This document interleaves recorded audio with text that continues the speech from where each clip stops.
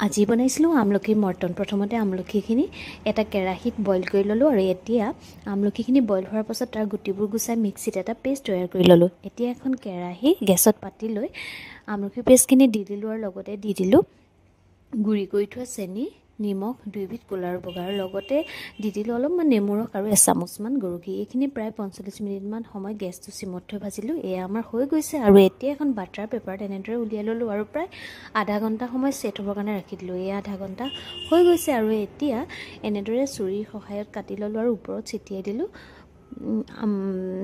চেনিৰ গুড়ি।